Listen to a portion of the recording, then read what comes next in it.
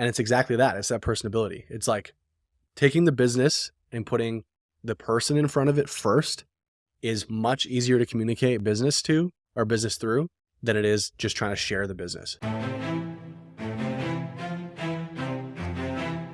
What's up, everybody? My name's Mike Sjogren, here with my co-host, Emmanuel Pani. We're part of a group of specialized real estate investors you've probably never heard of. We didn't start with deep pockets or wealthy families, and we don't rely on 401ks, mutual funds, or traditional real estate investing. In fact, many of us don't even own the properties that fund our freedom. If you ask the money experts out there, they'd say what we do is impossible, yet it's happening every single day.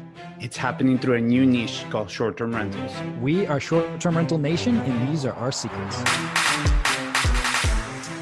What's going on, STR Nation? Welcome back to another episode of the Short-Term Rental Secrets podcast. I'm your host, Mike Sjogren.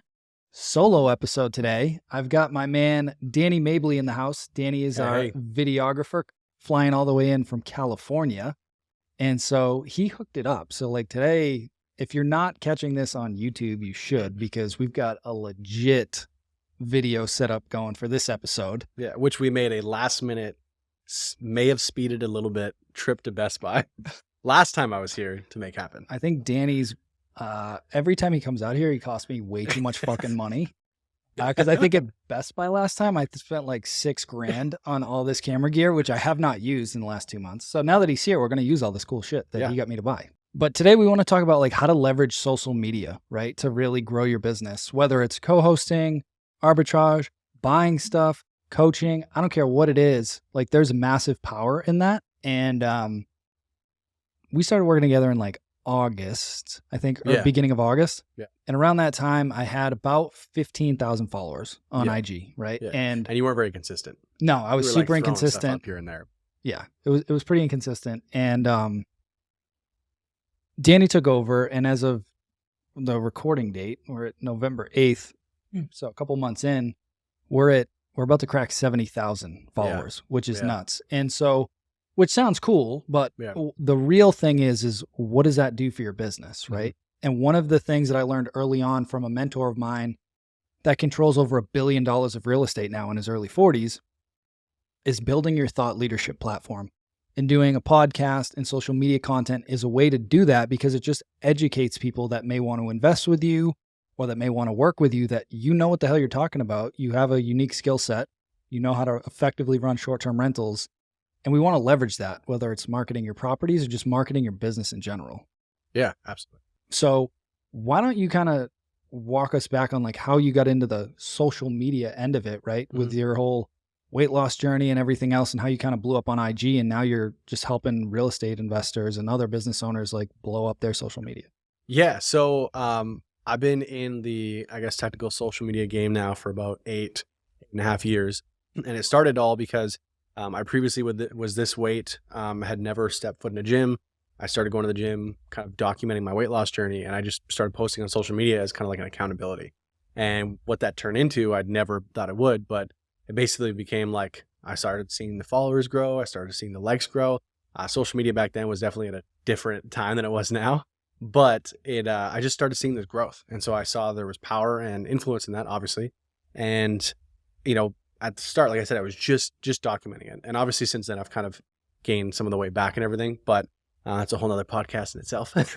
But what I ended up doing was leverage that to start coaching. So I was in college for human kinetics in Canada, and I was going through, and I wanted to become a personal trainer. I wanted to help people kind of experience the transformation I had. Losing 100 pounds like drastically changed my life in multiple ways. I wanted that for someone else. So I looked at kind of currently being in college, this was my route. And then also social media was growing. I was seeing followers grow. People were asking me for so much help. I also saw that route. And so at that time, I decided to shift and basically change kind of the way I was doing social media to be more informative and educational than just documenting my journey. It was kind of a mix of both. It was like 25% my journey still, and then 75% like educational and me like helping other people. So I basically filmed a video of myself transforming over those years and put it on YouTube and on Facebook, and combined, I think on Facebook it got like 100 million views, and on YouTube it's just about to hit 10 million views. Damn. So yeah, that blew up my page, and I went from like 20, 30K slow growth to like 80, 100, 120. And then I think I've kind of settled at like 135 for the past like few years.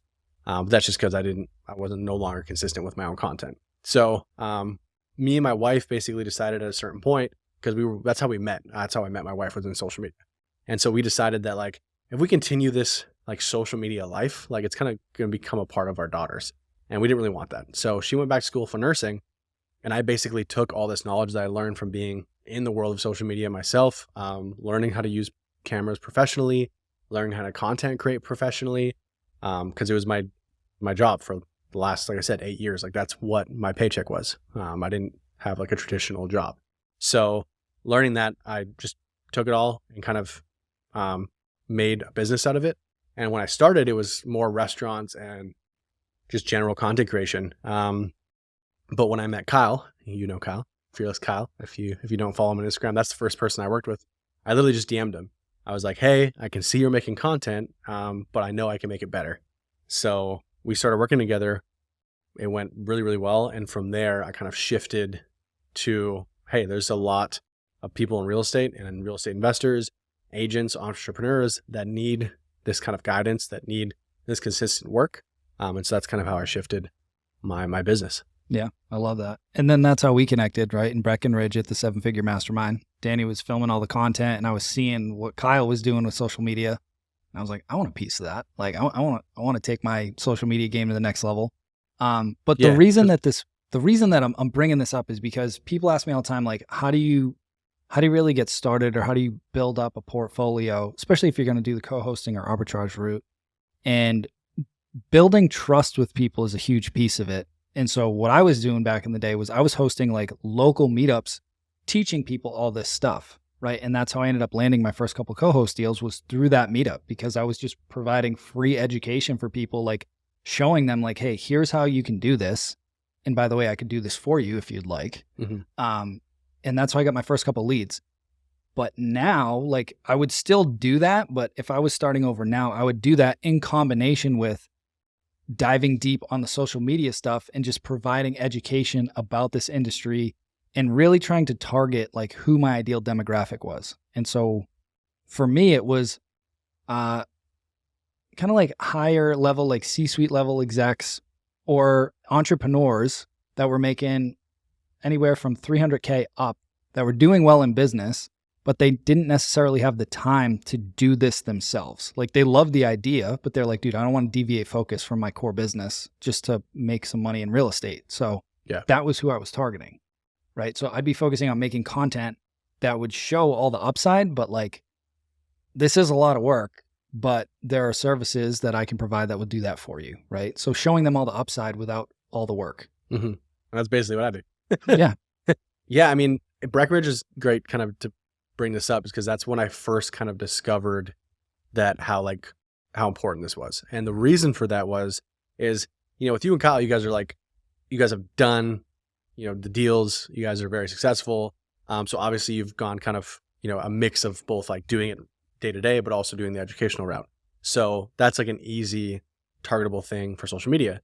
But the people who own these property management businesses, these, co-host businesses, these arbitrage businesses, like you said, like getting that information out to landlords and to potential investors is just as important. And like I said, that time, like we were in a room with 15 different people and not one of them was doing it.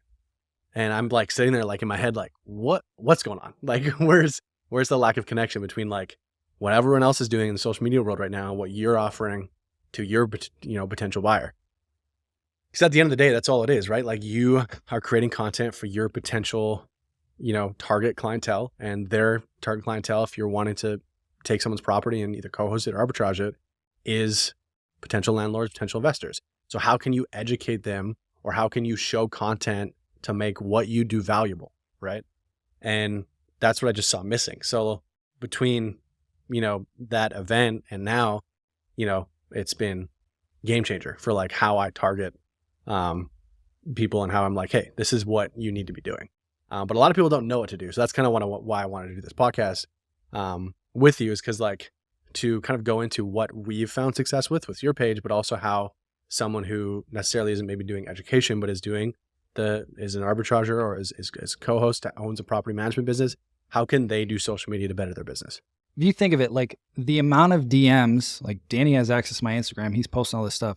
The amount of DMs that we're getting now that the page has grown, a lot of people just want me to manage their properties. Like we're at a stage in our business where I'm not taking any more co-host clients on and I'm just referring them to mastermind students. But like if I was looking to grow that business, it would be working perfectly right now, right? Like I do this stuff because I like to do it. And obviously we're growing the mastermind and everything else that we do from the education standpoint and the events and stuff. But like follow the same blueprint that you're seeing us do week in and week out, and you will start to attract the same leads that I'm getting to go run properties for them.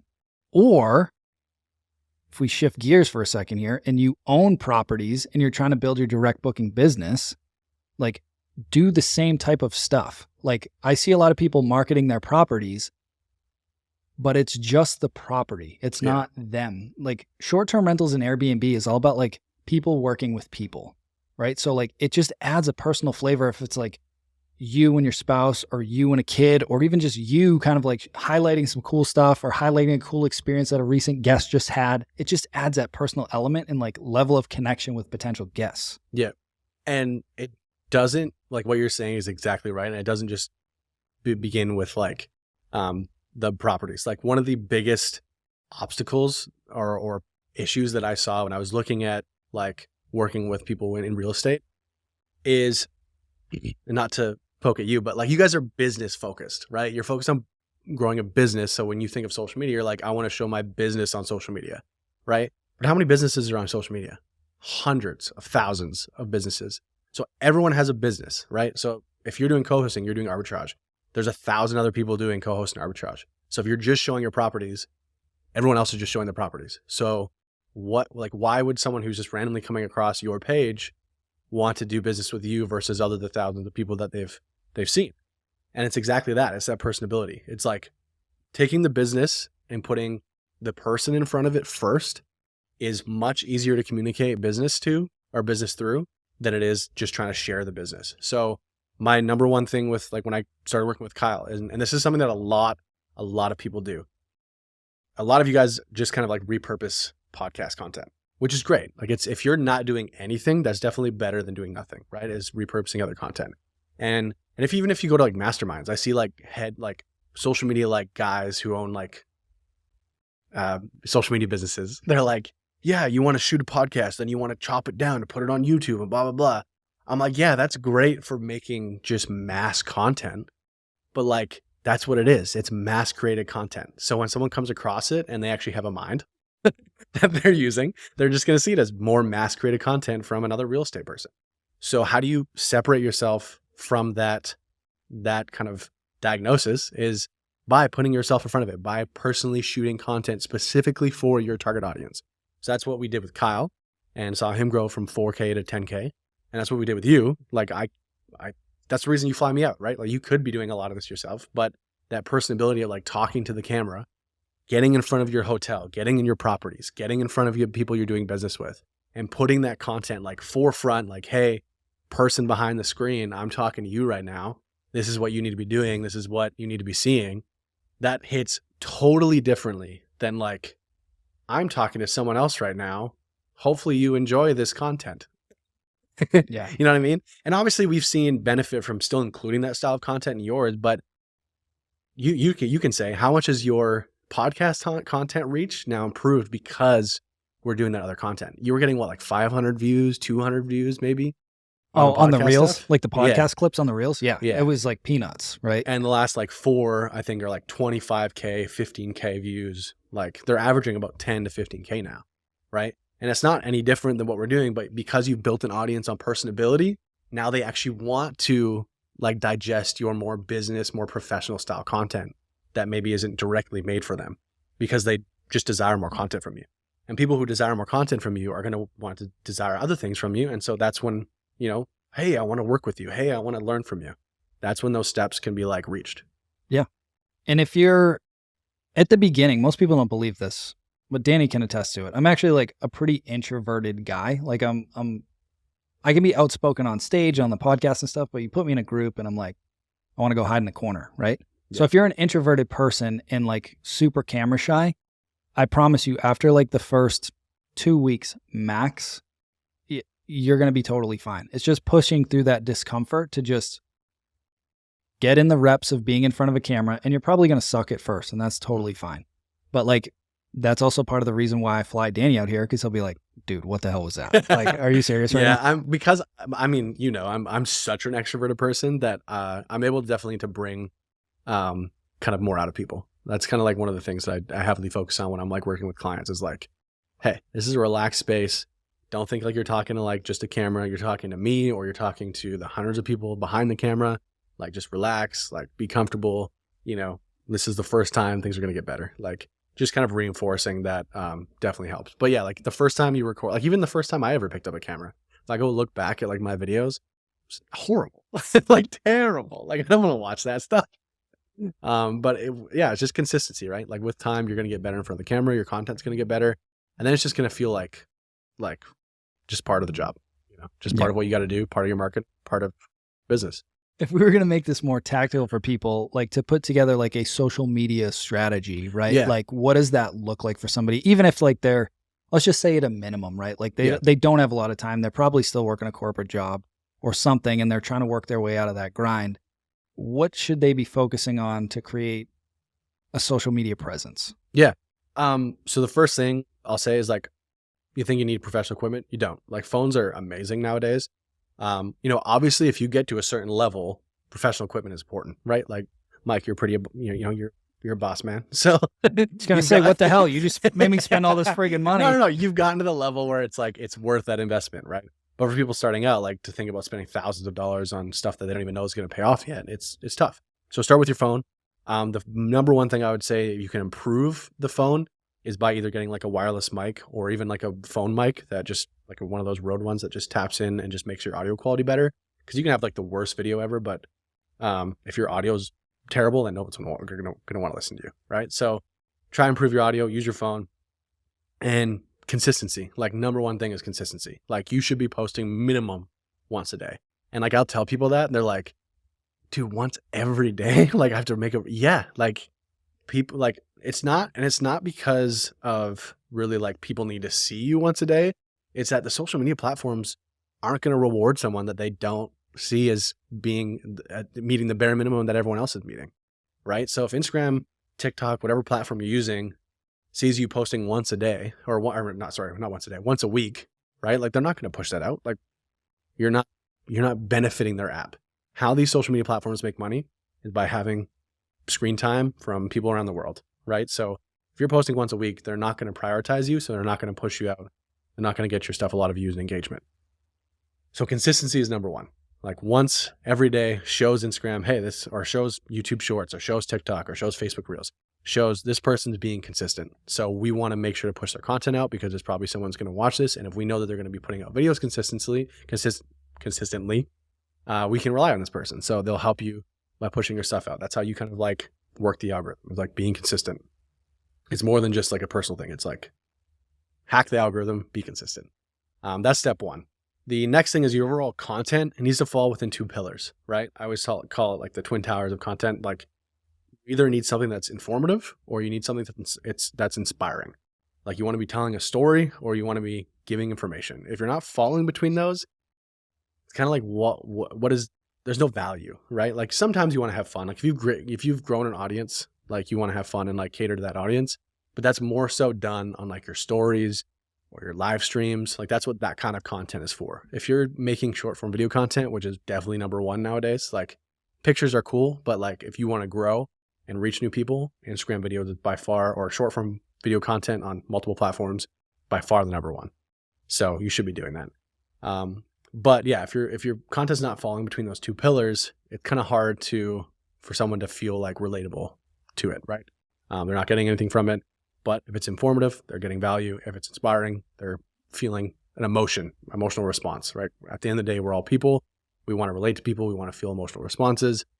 That's what you want to be sourcing your content around. So if you're the potential like arbitrage owner, or co-host owner, or business person, you want to be sharing success stories. You want to be showing properties of before and afters, but not just like showing the property, but being like, hey, I'm at a property right now. I want to show you how in the last 6 months, I completely renovated this space and made it from making nothing to making 5 figures or whatever that looks like for you. Obviously you have to make the numbers make sense, but showing something catchy like that and being a part of that video is going to put you at the forefront of the brand and the business you're trying to create and build. And that's what's going to connect you to people rather than just trying to like show your business over and over. Yeah, no, I love that. And the consistency was the biggest challenge for me because Busy. I'm just running around doing different stuff, events, podcasts, all these different things. So one, Danny's obviously super talented with the video, but he gets the content. So like when you show up, like there's a list of like 40 videos that we need to shoot. And I just like show up and it's like, all right, let's crank out this one, this one, this one, this one. And then you're like guiding that whole situation. So how someone could do that, basically. And just like, if it were me and I had very limited time, Yeah. which I do, right? But if I was in a corporate job still, I would focus on batching my content, just like you and I do. Every couple months, you fly out, we crank out 40 to 60 reels worth of content, and then we're good for a couple months. Like, batch it so that it's not a daily thing where you're like, oh, I got to record a reel, right? Like, just be disciplined, like, bang it out in a day or a weekend or whatever it is, get that stuff done. And then all you got to do, hire Danny or whatever, or some editor, have them edit it, and then you get all the final ones back, and then you just do the posting, right? Yeah. So my recommendation for people with batch content is, so what I used to always talk about a power hour, but obviously an hour is a long time for people who are really busy. So even if you can do like 30 minutes, like you really do need to commit 30 minutes to research and content, right? So take 30 minutes to watch some reels, watch some TikToks, like see what's out there and doing well. Obviously don't like just directly copy stuff. I see a lot of people doing that. It's not cool. You can, if you tag them and you say you're inspired by them, like sure. But at the end of the day, if like you're just straight copying someone, like you're not giving anything new, right? So you want to be like, if you see something that's cool and you want to replicate it, do it in your own way, totally fine, right? And that's what you want to be doing. Like at the start, you're not going to have a lot of like original ideas. So see what other people are doing and see what's people are liking and trending and what's like getting good engagement. And it doesn't have to be viral. Like if something has 1,000 likes, like if you have no following, that's a lot of likes. Like that's 1,000 people, right? Like, and more that viewed it, because if 1,000 people liked it, there's probably like 20,000 people who saw it.